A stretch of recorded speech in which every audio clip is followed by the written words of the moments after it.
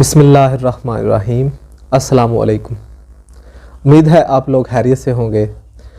आज जिस कहानी के ऊपर, जिस टॉपिक के ऊपर हम बात करने जा रहे हैं उसका नाम है उस्ताद अदालत के कटहरे में। ये कहानी जो है वो इशफाक अहमद की किताब ज़ाविया से ली गई है। तो आइए पढ़ते हैं कि वो क्या कहते हैं इसके बारे में।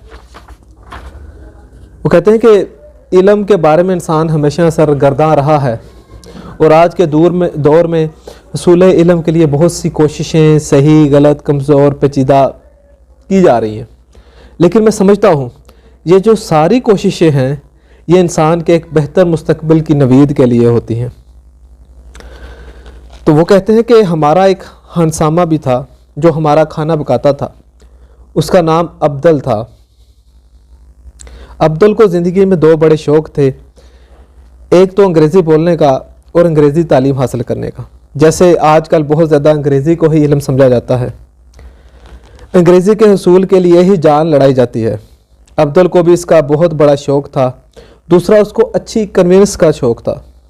चनाचे कभी इस बाई को हाथ पोस्ट करने का कह दिया जाए तो वो कहता था कि अगर आप मुझे साइकिल दे दें तो मैं बड़ी खुशी से जाऊंगा और बड़ी खुशी से आऊँगा। उनकी साइकिल के करीब से जब हम गुजरते थे तो सलाम करके, लेकिन हमने भी उसे कभी हाथ नहीं लगाया था।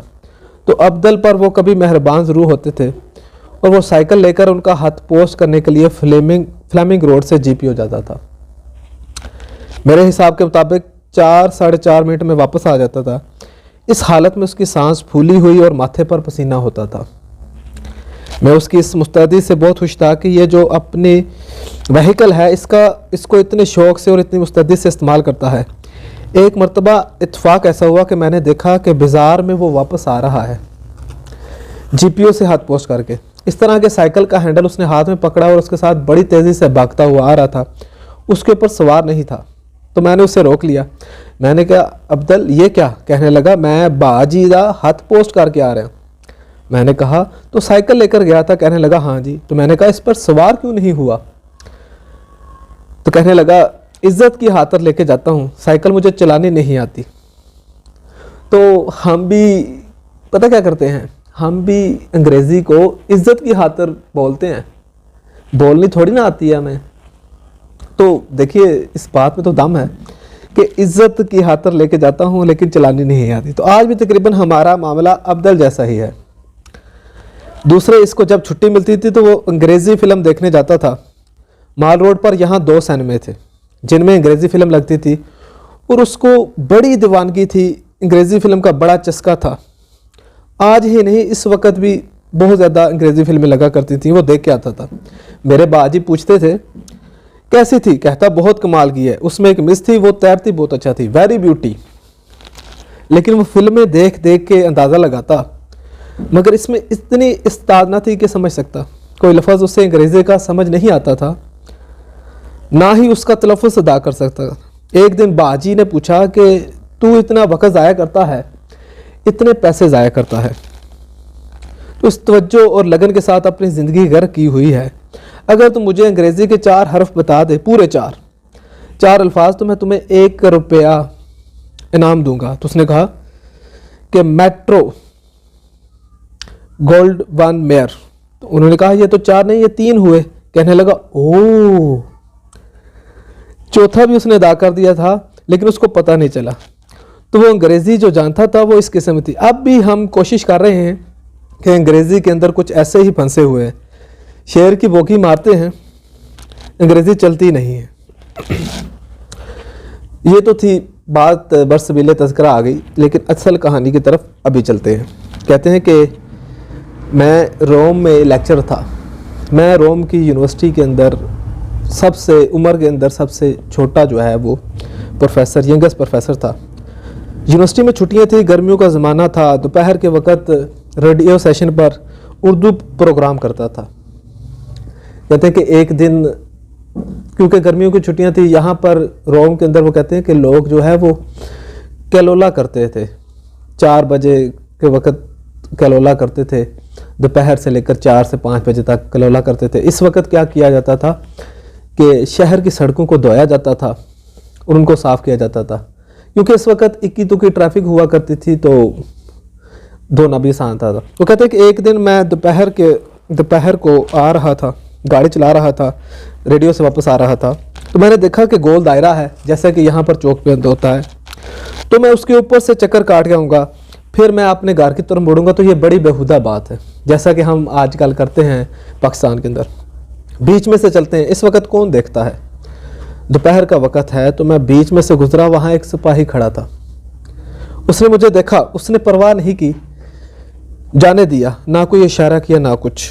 तो मैंने देखा शीशे में से गर्दन घुमा के मुझे कुछ थोड़ा सा याद पड़ता है, मैं तंजन मुस्कुराया। जैसे कि आज हम जो है, हम लोग जो ट्रैफिक सिग्नल को क्रॉस करते हैं और पीछे मुड़ के वो जो लोग वहाँ पर सिपाही वगैरह वार्डन वगैरह खड़े होते हैं, हम उसकी तरफ पीछे मुड़ के ऐसे फखरिया अंदाज में पीछे देखते हैं कि हमने बड़ा तीर मार लिया। तो ऐसा ही कुछ हुआ। तो मैंने अपनी कामयाबी के ऊपर खुशी मनाने के लिए एक मुस्कुराहट का फूल उसकी तरफ फेंका। जब उसने ये देखा कि मेरी ये इज़्ज़त की है, तो उसने सीटी बजा के रोक लिया। अब वहाँ पर सीटी बजना मौत के बराबर है और रुकना भी। मैं रुका, वो आ गया और आके खड़े हो गया, पहले सलूट किया। विलायत में रिवाज है कि जब भी आपका चलान करते हैं, आपको पकड़ना होता है, तो सबसे पहले आकर सल्यूट मारते हैं। तो उसने खड़े होकर सल्यूट मारा। अब मैं अंदर से थर थर कांप रहा था। शीशा मैंने नीचे किया तो मुझे कहने लगा आपका लाइसेंस। तो मैंने उससे कहा कि मैं ज़बान नहीं जानता। उसने कहा चंगी भली बोल रहे हो। तो मैंने कहा मैं नहीं जानता, तुम ऐसे ही झूठ बोल रहे हो, मैं तो नहीं जानता हूँ। उसने कहा नहीं, आप अपना लाइसेंस दें। तो मैंने कहा फ़र्ज़ करें जिसके पास उसका लाइसेंस ना हो तो वो क्या करे। उसने कहा कोई बात नहीं, मैं आपका चालान कर देता हूँ, पर्ची फाड़ के तो ये आप ले जाएं और जुर्माना जो है वो जमा करवा दें। मैं तो ऐसे ही मांग रहा था। मैंने कहा मुझसे गलती होगी। उसने मुस्कुराते हुए कहा गलती होगी तो चले जाते। फखरिया अंदाज में पीछे मुड़ के देखने की क्या ज़रूरत थी। मैंने कहा मुझसे गलती होगी। उसने मुस्कुराते हुए कहा गलती होगी तो चले जाते। उसने बगैर मुझसे पूछे कापी निकाली, चालान कर दिया। चालान भी बड़ा सख्त 12 आने। मैंने पर्ची ली, उसको जेब में डाल दिया और कहा कि इसको कहाँ जमा करवाना है। वो कहने लगे कि यहाँ पर कचहरी वगैरह नहीं जाना पड़ता, आप इसको डाकखाने में जमा करवा दें। मैं चालान करवा के घर आ गया तो मैंने अपनी लैंड लेडी से कहा मेरा चालान हो गया। कहने लगी आपका। मैंने कहा मैं क्या करूं। अब उनको ऐसा लगा कि हमारे घर में जैसे एक बड़ा मुजरिम रहता है, और उसमें अपनी बेटी को भी बताया प्रोफेसर का चालान हो गया है। बुढ़ी माई थी, उनकी सास थी, उसको भी बताया। सारे रोते हुए मेरे पास आ गए। मैं बड़ा डरा कि या अल्लाह ये क्या। कहने लगे तू शरीफ आदमी लगता था, अच्छे ख़ानदान का लगता था, हमने तुझे ये किराए पे कमरा भी दिया हुआ है, लेकिन तू वैसा नहीं निकला। हैर घर खाली करने को तो नहीं कहा। जो बुढ़ी माई थी उनकी सास, उसने कहा हो तो गया है बरहुरदार चालान, लेकिन किसी से जिक्र ना करना, मोहल्लेदारी का मामला है। अगर उनको पता चल गया कि इसका चालान हो गया तो बड़ी रुसवाई होगी, लोगों को पता चलेगा। मैंने कहा नहीं, मैं पता ही नहीं लगने दूंगा। मेरी लाबाली तबीयत, 26 साल की उम्र थी। चालान जेब में डाला और निकल गया दोस्तों से मिलने। अगले दिन मुझे चालान जमा करवाना था, मैं भूल गया। फिर सारा दिन गुजर गया, उससे अगले दिन मुझे सुलन जमा करवा देना चाहिए था। मैंने कपड़े बदले, उस पुराने कोट में रह गया। शाम के वक्त मुझे एक तार मिला कि मुहतरमी जनाब प्रोफेसर साहब, फ़लाँ फ़लाँ मुकाम पर फ़लाँ चौराहे पर आपका चालान फ़लाँ सिपाही ने किया है, ये नंबर है चालान का, तो काइंडली इसको जमा करवा दें। आपने ये जमा नहीं करवाए तो ये बड़ी हुक्मदुली है, बराए मेहरबानी इसको जमा करवा दें, आपकी बड़ी मेहरबानी होगी। तकरीबन 21 रुपये का तार था। मैंने सारे लफ्ज़ गिने, मुझसे ये कोताही हुई कि मैं फिर भूल गया। उनका फिर एक तार आया कि अगर आप अब भी रकम जमा नहीं करवाएंगे तो हमें अफसोस है कि कोर्ट में पेश कर देना पड़ेगा। मुझसे कोताही हुई, नहीं जा सका था। मुझे कोर्ट से एक समन आ गया कि फ़लाँ तारीख को अदालत में पेश हो जाएं, और ये जो आपने हुक्मदुली की है, कानून तोड़ा है, इसके बारे में आपसे पूरा इंसाफ किया जाएगा। इनकी बोली जो रोमन लॉ में वहीं से चला है, तो बड़ी तफसील के साथ। अब मैं डरा, मेरी सिटी गुम हो गई। परेशान हुआ कि अब मैं दियारे गैर में हूँ, कोई मेरा हामी व नासर नहीं। मैं किसी को अपना वाली बनाऊँगा, किसको अपना वाली बनाऊँगा। मैं डॉक्टर था, मेरा डॉक्टर था, डॉक्टर बाल्दी उसका नाम था, नौजवान था। तो मैंने उससे कहा कि मुझे वकील कर। उसने कहा मेरा एक दोस्त है, उसके पास चलते हैं। उसके पास गए तो उसने कहा ये थोड़ा सा पेचीदा हो जाएगा, अगर मैं उसके पास चलते हैं। अगर मैं अदालत गया, बेहतर यही है कि प्रोफेसर साहब जाएं, जाकर ख़ुद फेस करें, अदालत की खिदमत में ये अर्ज़ करें कि मैं इस कानून से वाकिफ़ नहीं हूँ, तो यहाँ पर एक गैर मुल्की हूँ, तो मुझे माफ़ी दी जाए, मैं आइंदा ऐसा नहीं करूँगा। मैंने कहा ठीक है। चुनांचे मैं डरता डरता चला गया। आपको अगर रोम जाने का इत्तेफाक हो तो आपने वहाँ पर है पैलेस ऑफ जस्टिस, वो रोमन ज़माने का बहुत बड़ा और वसी और रीज़ था। उसे तलाश करते करते हम जज साहब के कमरे में पहुँचे तो वहाँ तशरीफ़ फरमा थे। मुझे तरतीब के साथ बुलाया गया तो मैं चला गया। बिल्कुल मेरे बदन में रूह नहीं थी, मैं खौफज़दा था और कंपनी की भी मुझ में ज़रूरत नहीं थी। इसलिए उन्होंने हुक्म दिया कि आप खड़े हों इस कोठहरे के अंदर। अब अदालत ने मुझसे पूछा कि आपका चलान हुआ है और आपको ये हुक्म दिया गया था कि आप ये 12 आने डाक खाने में जमा करवाएं, क्यों नहीं करवाए? मैंने कहा जी मुझसे कोताही हुई, मुझे करवाने चाहिए थे, लेकिन उसने कहा कितना वक़्त अमले का ज़ाया हुआ, कितना पुलिस का टाइम ज़ाया हुआ, अब कितना जस्टिस का हुआ, जस्टिस का अदालत का हो रहा है। आपको इस बात का एहसास होना चाहिए था, हम इसके बारे में आपको कड़ी सज़ाएं देंगे। मैंने कहा मैं यहाँ पर एक फॉरेनर हूँ, परदेसी हूँ, जैसा हमारा बहाना होता है, मैं कुछ ज़्यादा आदाब नहीं समझता, कानून से भी नावाकिफ़ हूँ, तो आप मेरे ऊपर मेहरबानी। उन्होंने कहा आप ज़बान तो ठीक ठाक बोलते हैं, वजाहत कर रहे हैं, आप क्या करते हैं? तो मैं चुप करके खड़ा रहा।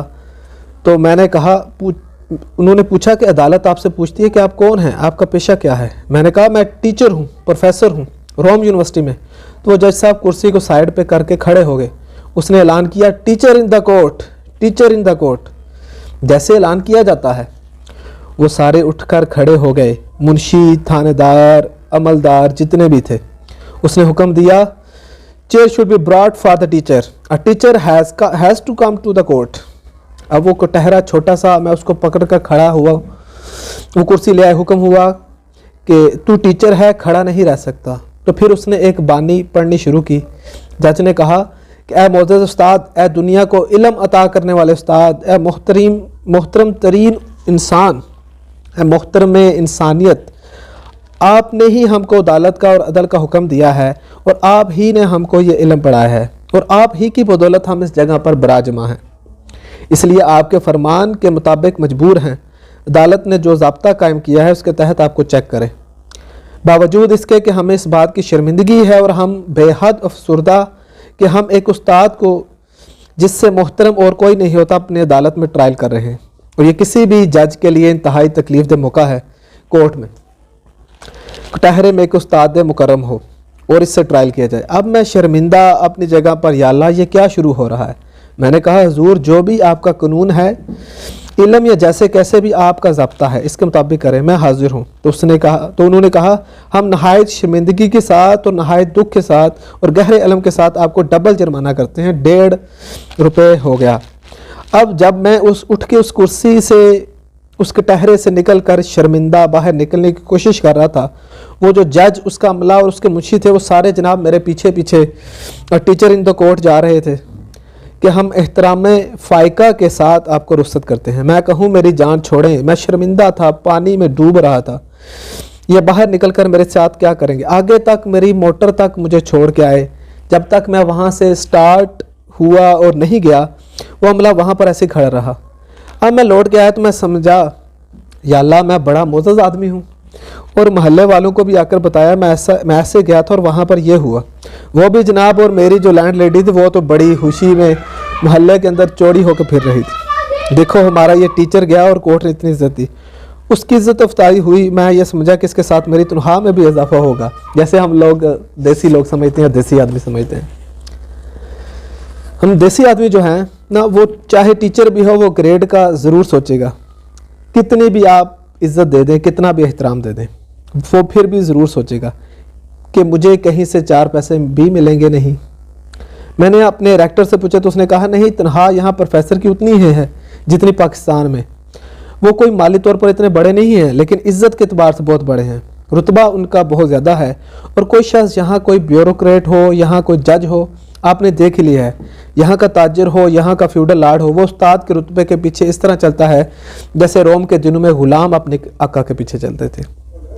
माली तौर पर वो भी बेचारे हैं, यही उनका कमाल है कि माली तौर पर कमतर, लेकिन रुतबे के एतबार से बहुत ऊंचे हैं। जैसे सुकरात जो था वो अपने खंडरों में और फोरम में खड़ा होके नंगे पांव बात करता था, लेकिन इसका एहतराम था। वो कोई अमीर आदमी नहीं था। मेरा बॉस कहा करता था, you have change your profession for a handful silver. तो हमें भी इस कहानी से सबक सीखना चाहिए और हमें अपने उस्ताद का एहतराम करना चाहिए। ये हमारे नबी पाक सल्लल्लाहु अलैहि वसल्लम ने भी सिखाया, उनके सहाबा ने भी सिखाया और हमें अपने टीचर का दिलो जान से एहतराम करना चाहिए। तो अभी तक के लिए इतना ही। मज़ीद इस तरह की अच्छी अच्छी मॉरल स्टोरीज़ के लिए चैनल को सब्सक्राइब कीजिए, जिसका नेम है ज़ाकिर फैक्ट्स। अभी तक के लिए इतना ही। टेक केयर, बाय बाय, अल्लाह हाफिज़।